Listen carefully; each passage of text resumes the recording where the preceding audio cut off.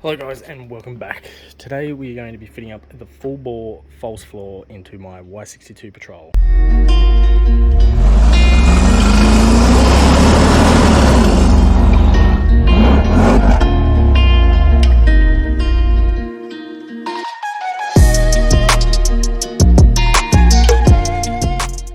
Alright, so in the kit comes with this handy installation guide, some plates or washers, some bracketry and some mounting hardware with some bolts and some screws.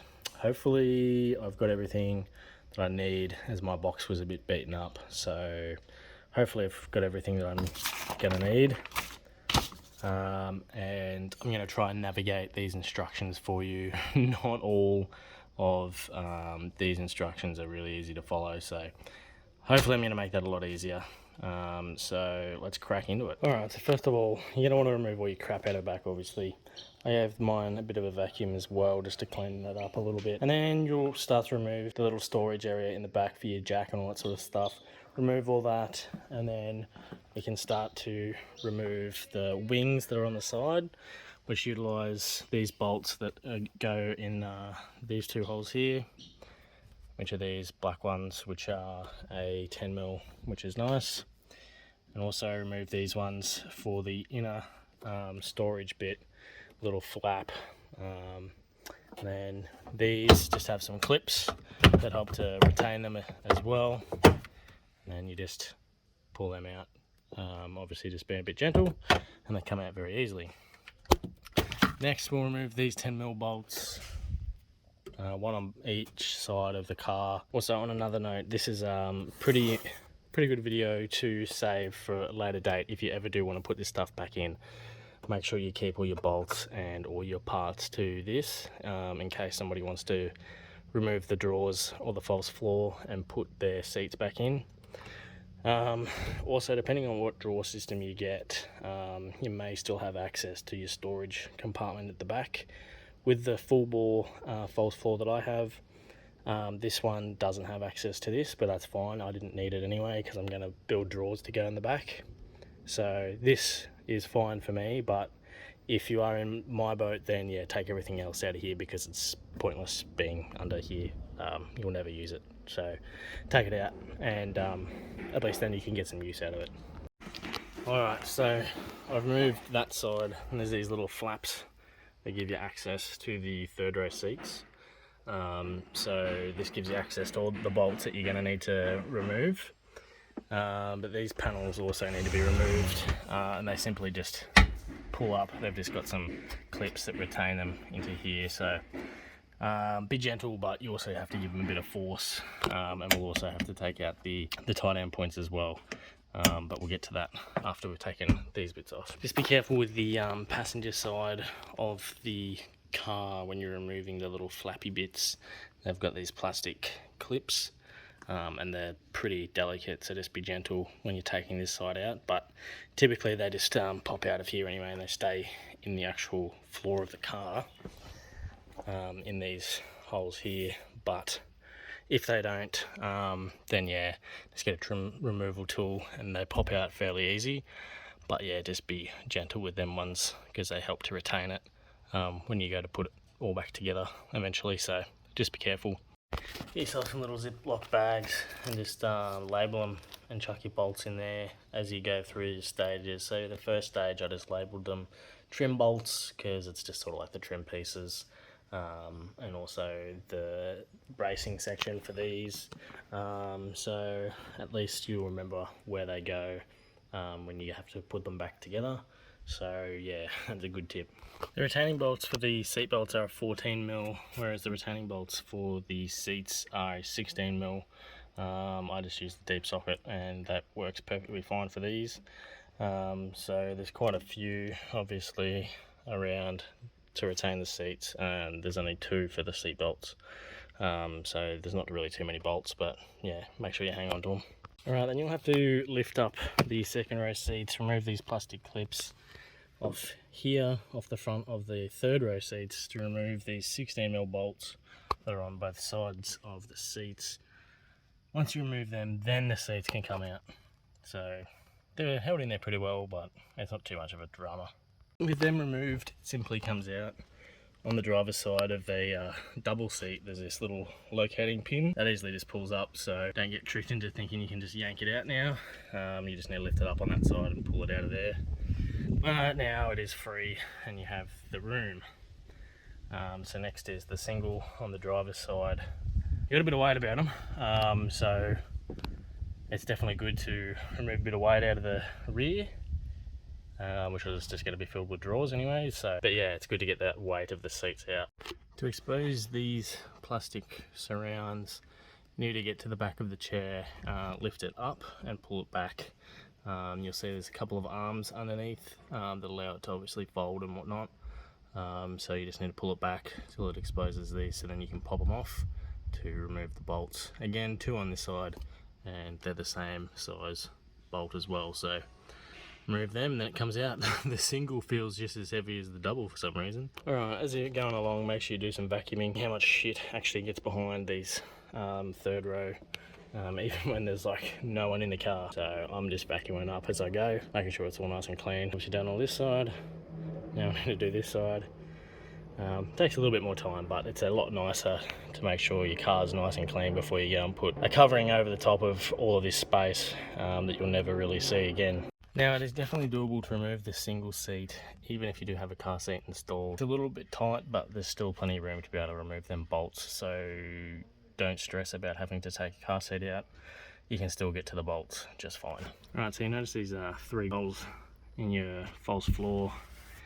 You need to put a washer underneath here, as this is one of the mounting points for the false floor.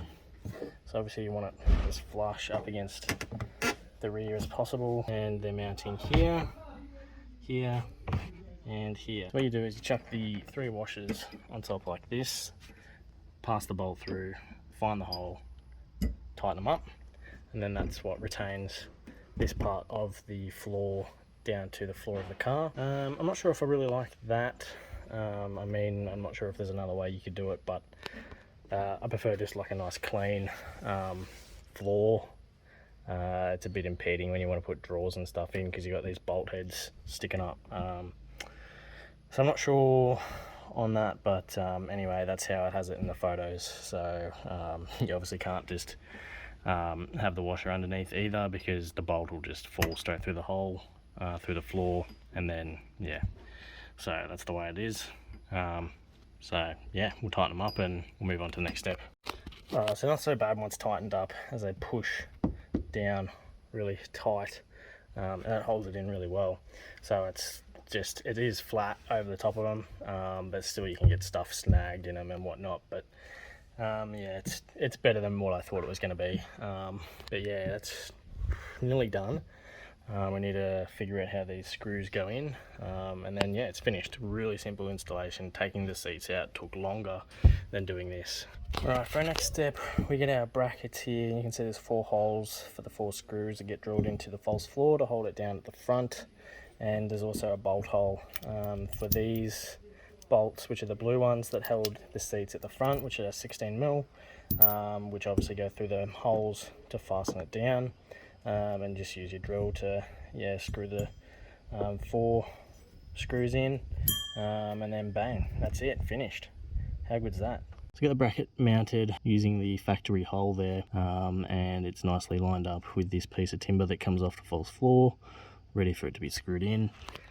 The driver's side one's a bit of a pain with the car seat in, although it's definitely doable.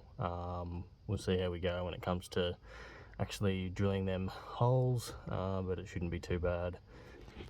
But yeah, it is doable. So yeah, don't stress about having to take it out. It's a little bit more of a pain in the ass, but yeah, you don't necessarily have to take it out. There you go. We've got all them bolts in on the driver's side, and on the passenger side are all done. So now it's all finished, secured and mounted in. Now, as you can see, there's quite a lot of space under the false floor, and a lot of people get tricky and can put, their batteries under here, compressors, and that sort of thing. Air tanks for airbags, as well as lockers. Options are limitless. But yeah, very happy with how this has turned out. Good quality, easy install. Instructions are self-explanatory. Doesn't take too much figuring out. Where they are vague, I mean, it's pretty obvious what you need to do. But hopefully I've helped out in this little tutorial on how to install the full bore false floor. Yeah, definitely rate it. Good construction. The marine carpet is nice. Feels good quality, and the hardware all seemed good as well. So yeah, wasn't too difficult at all. Very happy, and I can now start to build my drawers. Final step was just to give the interior trim a little bit of a wipe down, final vacuum, and that's it. Finished. Fits in there like a glove. Now, Full Bore did not sponsor this video in any way, shape or form. This was purchased out of my own money, so I can give, you know, a proper opinion on this without having a bias towards anyone. Yeah, look, construction really good, happy with it. Doesn't weigh a whole heap either.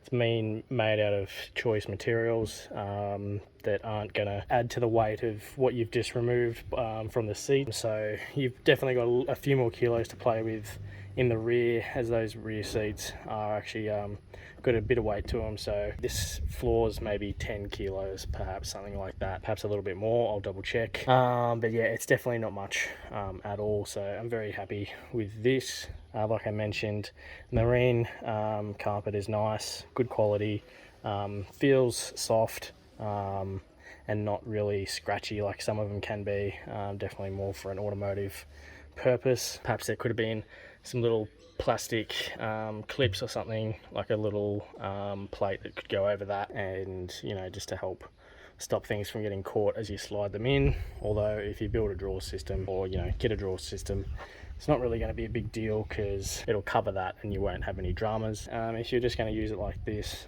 I think that'd be a little bit of a pain. The shipping was really quick and the price is great for what you get. So yeah, definitely rate it. And if you want to get a new false floor, or you're looking to build up your patrol to be a touring rig, then yeah, I'd recommend this false floor. Yeah, good quality, great customer service apparently as well if you have any dramas.